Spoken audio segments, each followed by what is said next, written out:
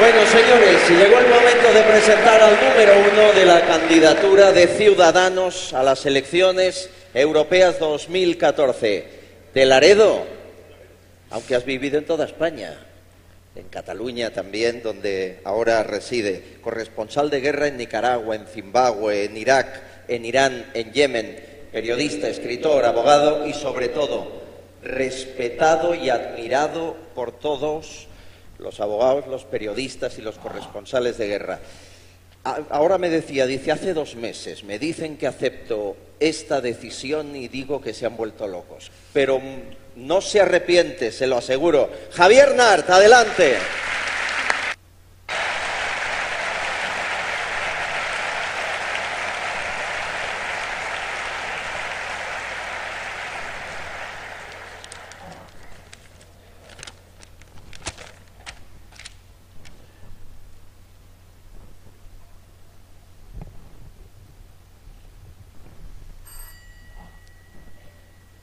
Lo que ha dicho Albert es verdad. Y yo me lo pregunto también en este momento ahora, y es, ¿qué hago yo aquí? ¿Y qué hacemos todos nosotros aquí? Es sábado por la mañana, la temperatura es agradable, Madrid es un lujo, y estamos, entre comillas, perdiendo el tiempo en un acto que no es un acto de impulsos emotivos. Yo quisiera que fuera un acto de reflexión. Y creo que todos estamos aquí por algo que significa que estamos hartos.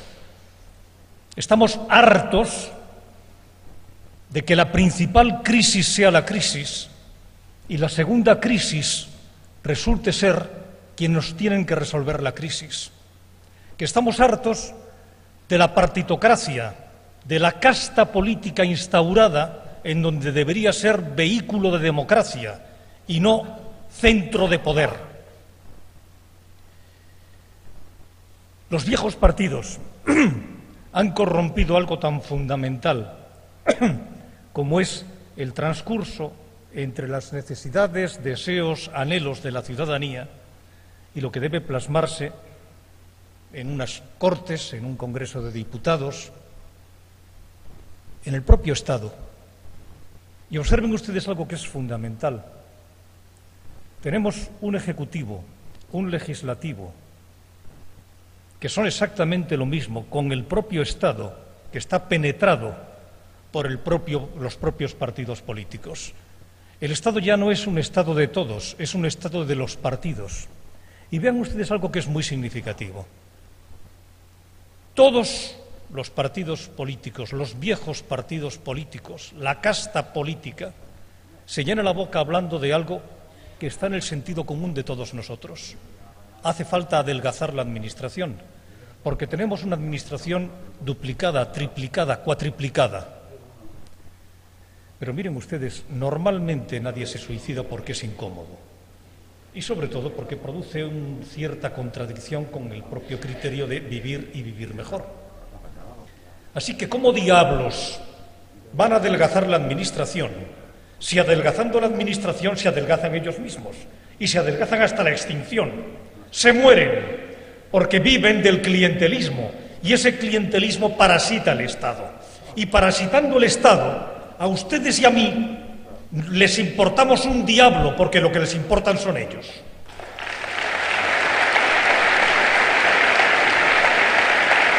Así que, cuando nos hemos hartado de escuchar lo que es obvio, y es, hay que racionalizar la administración, pasemos de la música a la letra y de la poesía a la prosa, y veamos lo que hacen.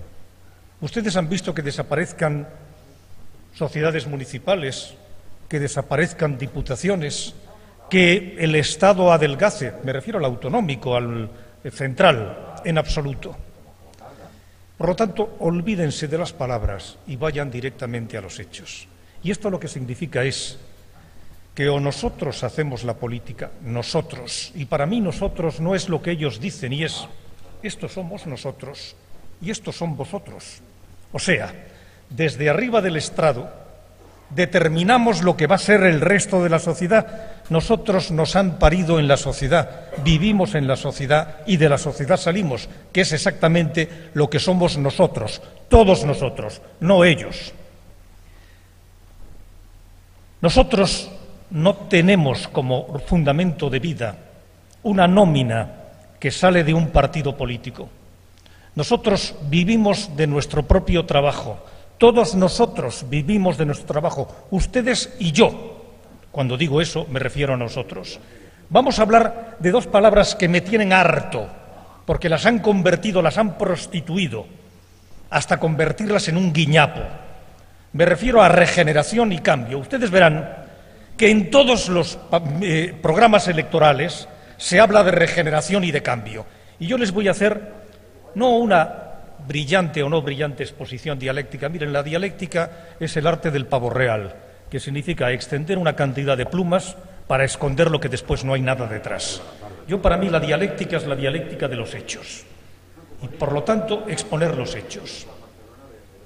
Acudamos a un acontecimiento cercano, Andalucía, y en Andalucía se ha producido el cambio. ¿Y cuál es el cambio? Ustedes recuerdan aquella pintura de la bóveda de la Capilla Sixtina, donde Miguel Ángel dibuja a Dios Padre Creador con el dedo extendido y en la expectancia Adán y Eva mirando para arriba a ver si les toca la suerte. Y ese dedo divino es el que marca.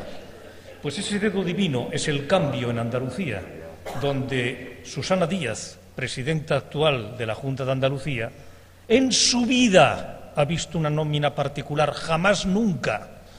Nació en el aparato, creció en el aparato, y yo no sé si se reproduce en el aparato, pero ahí sigue.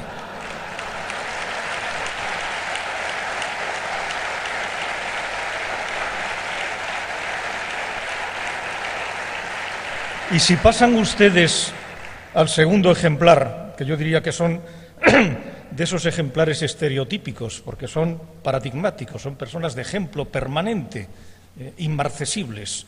El camarada Moreno, pues el camarada Moreno en el Partido Popular también nació, creció, etcétera, etcétera, en el aparato. Ni se le ve, ni se le esperaba en ningún lugar, hasta que Dios Padre Creador, Mariano Rajoy, le señaló con el dedo divino. Y por lo tanto, se convierte en el número 2.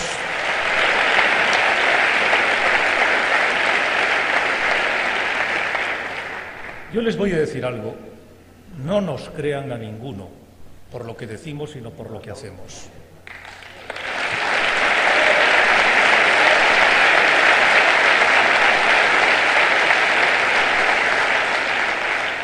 Y les diré más, créanse lo que es nuestra vida. Todos nosotros tenemos un pasado. Y en este momento que yo me transforme y como consecuencia de una brillante campaña generalmente mediática por esos asesores espectaculares que tienen todos los partidos políticos que pueden promocionar a un candidato de igual forma que pueden promocionar una línea de sostenes o de bragas, exactamente igual. Pues son capaces de crear el mensaje, el contenido, el chascarrillo, la broma, lo oportuno, lo brillante. Y después ese también brillante aparato institucional que son los medios que se dedican a promocionar. Miren, en todas las campañas electorales, en esta no, hay aquí un punto de color rojo que se llama la señal, que sabes en el momento en el cual estás ya en todas las cadenas nacionales. Y en ese momento el candidato suelta los 25 segundos, 20, 15 segundos de lo que tiene que salir en todos los lugares. Y eso no lo ha parido esto de aquí, eso se lo ha parido su equipo. Por lo tanto, estamos sencillamente ante presentaciones comerciales. Ustedes me conocerán de algún tiempo y saben lo que digo, y saben lo que he dicho, y saben lo que diré porque soy perfectamente predecible. Y no soy predecible porque haya que hacer futuribilidad, sino porque lo que hay que hacer es recordar lo que les he venido diciendo hasta ahora, lo que me han escuchado ustedes. Y si les merezco fiabilidad, manténganla. Y si no la merezco, no me voten, porque no vale la pena. Yo soy mi pasado y mi futuro.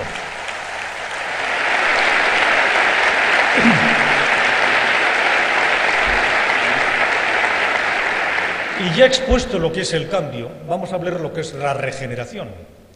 Y claro, miren ustedes, si uno se pasa la vida predicando lo contrario de lo que practica, a uno lo que le produce es una situación, no diría yo de ironía, sino de absoluta descreencia. Entra uno no en el agnosticismo político, sino en el más radical ateísmo. No me lo creo.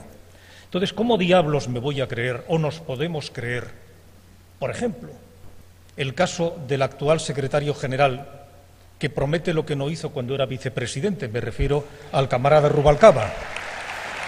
Y óigame, esto no es una desacreditación ad hominem hacia la persona. La persona merece fiabilidad en función de sus hechos. En la Biblia, Cristo dice aquello de por sus hechos los conoceréis. Incluso para los que no somos creyentes, eso es muy importante. Como es muy importante también otro concepto bíblico que es haced a los demás lo que queréis que os hagan a vosotros. Y yo en esos dos puntos estoy radicalmente de acuerdo, desde una no creencia trascendental, pero sí creencia inmediata en los valores de mis semejantes. Valores de mis semejantes que se conjugan en algo fundamental y que es defender lo obvio. En este momento lo revolucionario es defender lo obvio, defender la regeneración. Y no puede regenerar quien degeneró siendo el mismo. Jamás. Y yo creo en algo fundamental, que es la solidaridad.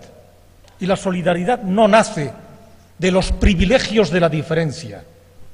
Miren, yo nací en Cantabria, en Laredo. Crecí en Montilla, Córdoba.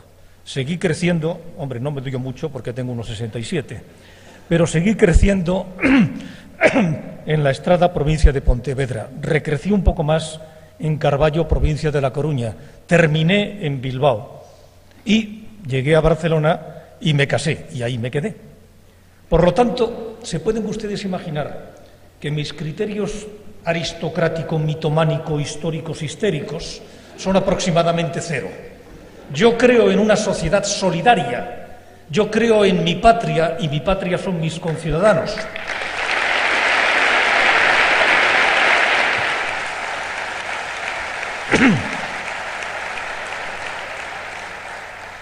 No hay cambios sin cambios y no hay regeneración sino desde la fiabilidad de esa regeneración. Y eso se llama Europa. Es absolutamente nuclear que tengamos una idea, no de una Europa distinta y distante, de algo que una serie de burócratas lejanos y remotos van pariendo allá y a saber para qué sirve.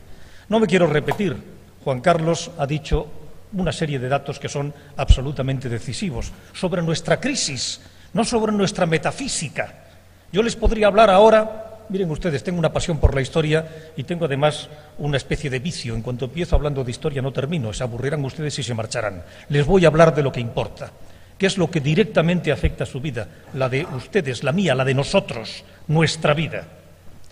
España es un país que no tiene, como los saudíes, petróleo, que no tiene minas de oro, no tenemos recursos extraordinarios de la naturaleza. La naturaleza lo que nos ha dado es un viejo país, en el mejor sentido de la palabra, no viejos políticos, que es el peor sentido, sino viejo país, que significa un país aposentado, una sociedad estructurada y trabada, una sociedad con todas sus contradicciones, pero una sociedad básicamente solidaria, y que tenemos un concepto de participar de lo común, aunque haya separatistas que pretendan que lo que hay que hacer es el sálvese quien pueda, que los de la aristocracia se salven y que los de abajo, después de haber participado en el esfuerzo común, se queden detrás. Yo de esos criterios, que además algunos los plantean como derechos nacionales, para mí el único derecho nacional es el derecho social, el derecho de los ciudadanos, el derecho de mis compatriotas. ¿Qué es lo que quiero decirles?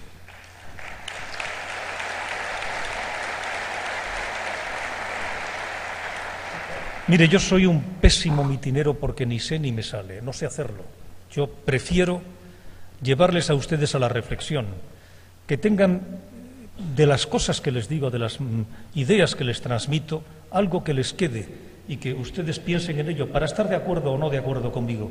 Pero hay algo fundamental. Me produce un desprecio infinito, los politicastros de 5 al cuarto, que lo que se dediquen es a hacer latiguillos sentimentales para levantar los sentimientos de que son, por último término, sentimientos de gente a los que profundamente desprecian porque no respetan.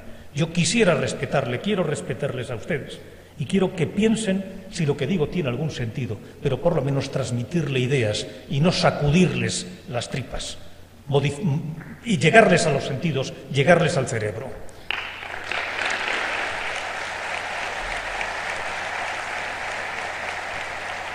Quiero terminarles. Europa significa la necesidad de una vida mejor. Nosotros solamente existiremos en el mundo si tenemos un continente vivo y vital que se llame Europa.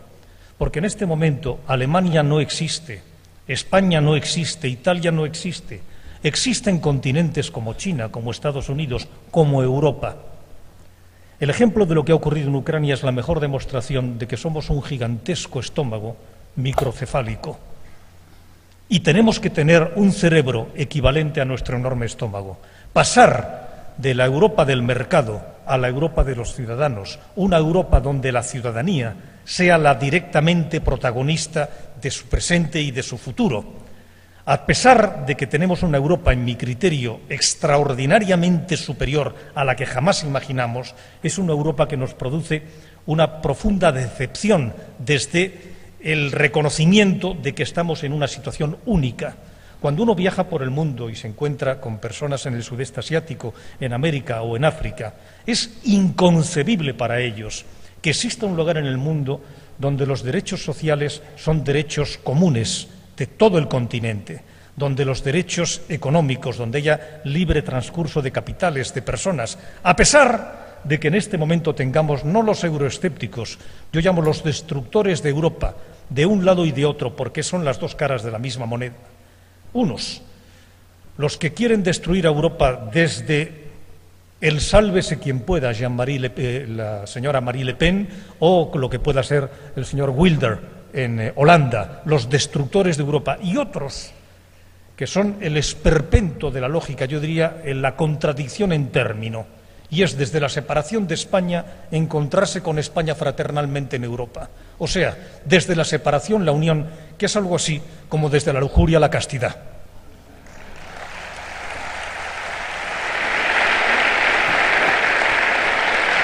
Fíjense ustedes si es importante Europa. Cuando yo les decía que España no tiene petróleo, no tiene oro, no tiene brillantes, no tiene tungsteno, no tiene bienes naturales extraordinarios, lo que tenemos es células grises. Tenemos necesidad, por lo tanto, de ser un país competitivo, como lo es, por ejemplo, Finlandia, que tampoco tiene nada, excepto madera, desde la excelencia del conocimiento. Y cuando uno contempla que no existe una sola universidad española entre las 200 primeras universidades del mundo, y cuando uno contempla que somos el punto de cola de la OCDE en calidad de enseñanza, y cuando uno contempla que en el Congreso de Diputados, en lugar de buscar lo necesario, que es una educación de excelencia, el Partido Popular, el Partido Socialista y las miserias miserables de cada uno de los nacionalismos periféricos, que en lugar de la excelencia lo que buscan es el ombligo, y no existe un planteamiento común de algo fundamental que es la educación, lo encontramos en Europa. Y les voy a decir dónde. Existe un proyecto permanente en Europa, que son los planes que tiene que realizar cada país para un proyecto llamado Europa 2020. Europa 2020 significa que cada año las instituciones europeas vigilan cuál es el comportamiento de ese país respecto a esos puntos a los que tiene que llegar. Y uno de los puntos a los que tiene que llegar se llama educación. Y esa educación no la vamos a resolver desde las peleas de perros en el Congreso de Diputados en Europa, en España. Se tendrá que resolver en Europa cuando nos pongan deberes que deberamos cumplir. Segundo, otro de nuestros grandes problemas es la corrupción. Y ustedes dirán, ¿y qué diablos pinta Europa en la corrupción? Pues mucho. Para mí la marca España es algo no solamente sentimental, sino necesario. Somos seres económicos que económicos vivimos en el mundo. Y en consecuencia tenemos que tener una presencia competitiva en el mundo que se llame marca España. ¿Saben ustedes cuál es la marca España? el 100% de los fondos comunitarios de cohesión, que son los fondos que han servido para que en España se hagan carreteras necesarias y también se hagan piscinas innecesarias y complejos deportivos innecesarios y alcaldías innecesarias y todo tipo de despilfarros innecesarios, y ahí quizás me equivoque, absolutamente necesarios para las comisiones que se cobran. ¿Saben ustedes de ese 100% de fondos comunitarios de cohesión que se han distribuido en Europa y no se han justificado? ¿Cuál es la marca España? El 80%. El 80%. Por lo tanto, Europa también es la lucha contra la corrupción. Y en esa Europa es donde tenemos que estar. Y en esa Europa estaremos con la fuerza que ustedes nos dan, con la fuerza de nosotros, que es la fuerza de la unión. Gracias.